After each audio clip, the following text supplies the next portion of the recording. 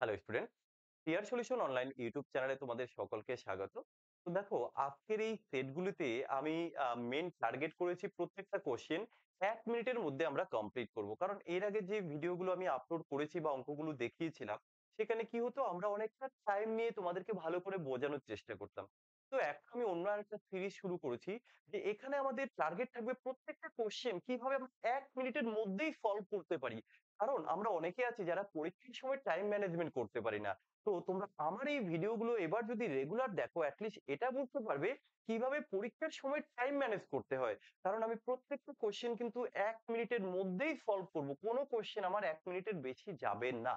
তোমরা এইটুকু ভরসা রাখো, দেখতে থাকো, সাথে থাকো। কোশ্চেন নাম্বার 58, একটি সংকর ধাতুতে 12% তামা আছে।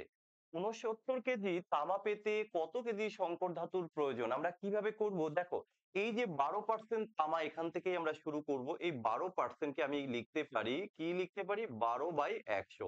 যদি আমরা এটাকে কাটি, 4 দিয়ে কাটলে 3, 4 দিয়ে কাটলে 4 25, আমরা বলতে পারি টোটাল মিশ্রণ যদি হয় 25, এর মধ্যে 3 হচ্ছে তামা। কিন্তু এখানে বলা হয়েছে 69 কেজি তামা পেতে হবে, তাহলে আমরা যেটা 3 পেয়েছি এটাকে করতে হবে ওদের কথা অনুযায়ী 69। তুমি কত গুণ করেছো এর সাথে? 3 2 3 23 গুণ। তাহলে এই টোটালটা কত বাড়বে? এই ঠিক একই রকম ভাবে এখানেও তুমি 3 গুণ করে দাও, তাহলে কত হবে? 25 তেইশে হচ্ছে 575। তো এই 575 কোথায় আছে? Option B. আশা করি তোমরা বুঝতে পেরেছো। কোশ্চেন নাম্বার 59, পরপর 6টি জোড় সংখ্যার গড় 25, তাহলে বৃহত্তম এবং ক্ষুদ্রতম সংখ্যার মধ্যে পার্থক্য কত? দেখো, এখানে 6টা সংখ্যা বলা হয়েছে, 2 3 4 5 6, তাই তো?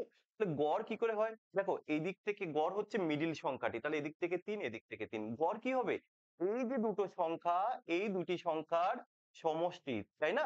সমষ্টিকে আমরা 2 দিয়ে ভাগ করলে যেটা পাবো এটাই হচ্ছে গড়, তাহলে এটাকে আমরা লিখলাম 25। গড় বলে দিয়েছে, গড় 25। এবার কি হবে, সংখ্যাগুলো তো জোড় সংখ্যা, তাহলে এই সংখ্যাটা কত হবে? ঠিক আমি যদি এটাকে 24 করি আর এটাকে 26 করি, দেখো 24 আর 26-এ 50, 2 দিয়ে ভাগ করলে 25, আমরা পেয়ে গেলাম। তাহলে এটা 24 যদি হয়, এটা হবে কত? 22। এটা হবে কত? এটা 20। একই রকম ভাবে এটা 28, এটা 30। ওরা জানতে চেয়েছে বড় আর ছোট সংখ্যার মধ্যে পার্থক্য কত। এই যে এদের 30 মাইনাস 20 ইকুয়াল টু হচ্ছে 10। তো option C right answer. Question number 56, দুটি পরস্পর মৌলিক সংখ্যার গুণফল 117, তাহলে তাদের এলসিএম কি হওয়া উচিত? আমরা কি করে করব? দেখো, আমরা জানি যে দুটি সংখ্যার গুণফল ইকুয়াল টু কি, লসাগু ইনটু গসাগু। তাহলে আমি সংখ্যা দুটি এখানে জানি না, একটাকে যদি এক্স ধরি আর একটাকে যদি ওয়াই ধরি, অ্যাকর্ডিং টু কোশ্চেন বলা হয়েছে সংখ্যা দুটির গুণফল, তাহলে আমরা এখানটা লিখবো এই যে গুণফল। গুণফল ইকুয়াল টু কি, গসাগু ইনটু লসাগু। তাহলে গুণফলের জায়গায় তুমি বসিয়ে দাও 117। এবার গসাগু কত হবে? দেখো, দুইটি পরস্পর মৌলিক সংখ্যার গসাগু কিন্তু এক হয়, তো এখানটা লিখে দিলাম 1। তাহলে এই লসাগু কত আমাদের বেরিয়ে আসবে? এল ইকুয়াল টু কত? এল বলতে এলসিএম 117। তাহলে আমরা এখান থেকে 117, অপশন বি উত্তর করলাম। আশা করি সবাই বুঝতে পেরেছো।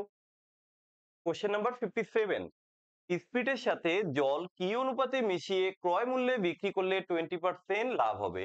তো দেখো, এই কোশ্চেনে আমরা যতটা জল মেশাবো এটাই কিন্তু আমাদের লাভ হবে। তো এই কোশ্চেনটা সব থেকে ইজিয়েস্ট প্রসেস হচ্ছে, মিশ্রণ থেকে কোশ্চেনটি রয়েছে, কি করবে তোমরা, এই যে 20%, 20% কে আমরা লিখতে পারি কি 1/5, তাই তো?